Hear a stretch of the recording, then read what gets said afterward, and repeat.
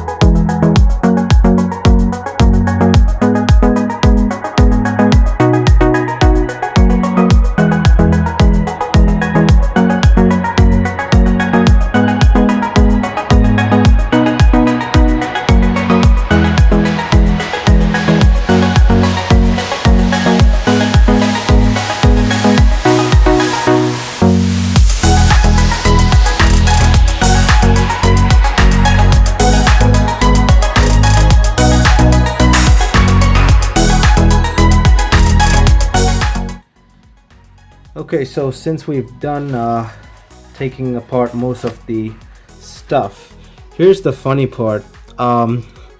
It has actually a place to pry the thing out with, like that. So I don't want to put my nail in there, so put it like that, and you gotta push the board out like that. I don't want to put pressure on the LCD, so that seems like a good place to leverage. It's extremely tough. It's not just properly wedged in there, and I've done away with all the screws and stuff. It's probably just so old that it's just decided to stick in there. It is moving, but very slowly. As you can see, this has come out just a bit. A lot of videos show to put pressure on the LCD, but with this much resistance, you do not want to put pressure on the LCD, because what they're not going to tell you in a lot of repair videos is they've already taken it apart before shooting the video, so that they have experience. So when they open it up for the second time, all the glue and stuff is already loose, so that's why it seems so seamless. They're not going to tell you that, but this is what it honestly is like, taking an iPod in general apart for the first time. It's not easy at all. You might get lucky, there might be a few of them, but most of them aren't that easy to take apart. Don't believe those videos you see, they're not that easy to just magically slide out like that. So let's go ahead and continue this. So for some quick troubleshooting, if this doesn't move, recheck the screws, recheck if there's glue wedged between the LCD and the frame, check the screws up top, and what else we could check if this side is like wedging against this ribbon. You do not want to rip that ribbon. And finally, there's this piece of plastic here. Where is that thing? Here it is. This piece of plastic is wedged there between the camera. That should come out too before you can move this. I'm still having trouble moving it. That's just how it is. It's gonna take a while. Okay, there we go.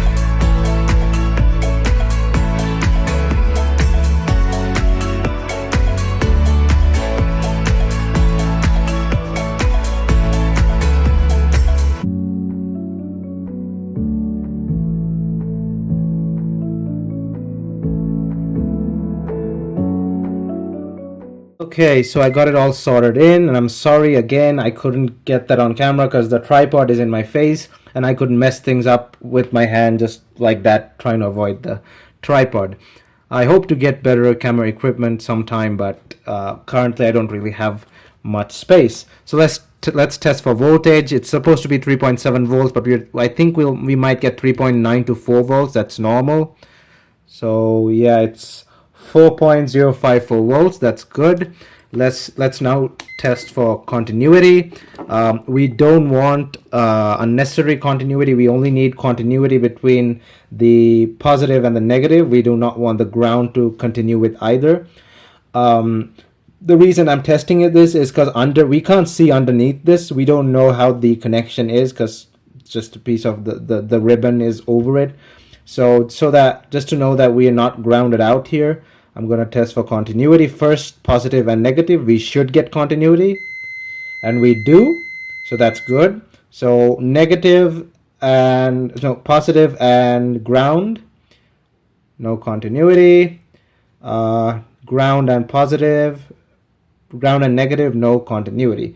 The only continuity we should get is positive to negative. So the solder connection is good. Oops. Now I guess we just put this thing back together.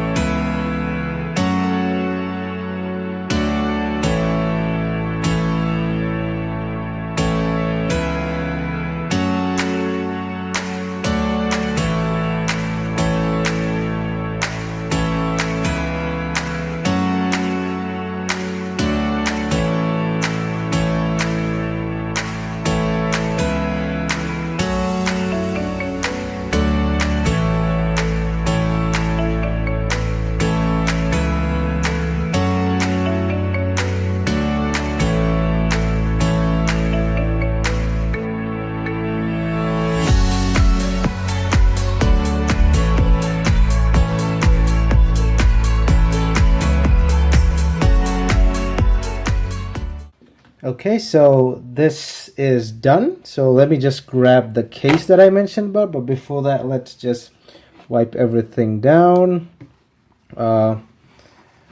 before I put it in its case. So this video is going to be a nightmare to edit because I got a bunch of angles wrong and stuff like that, but I guess I'll be okay. Let me get the new case, and the new case I have is this. It's a Griffin iClear sketch case, brand new. It was like $5 on eBay or something. I think it was $5. I can't remember. But either way, let's get this out.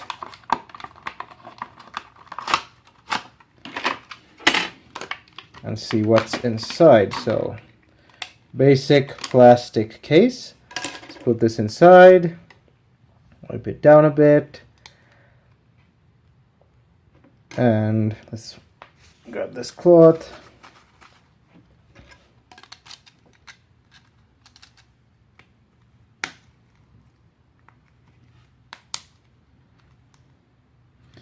And there's the iPod. So this is done, and I will be using this iPod for various things. It's working fine now, and I'll be just using it to play music whenever I don't feel like using my phone. I'll be taking it here and there, probably to the gym and stuff. So that's going to be interesting. I've never used a 5th gen Nano before, so this will be fun. But until then, but I guess this is the end of this video. I thank you for watching it. Don't forget to hit that like button and check out my channel. And if you like what you see, please consider hitting the subscribe button as well. Also hit that bell notification button to get notified whenever I upload a new video. Thumbs up, and I'll see you guys in my next video.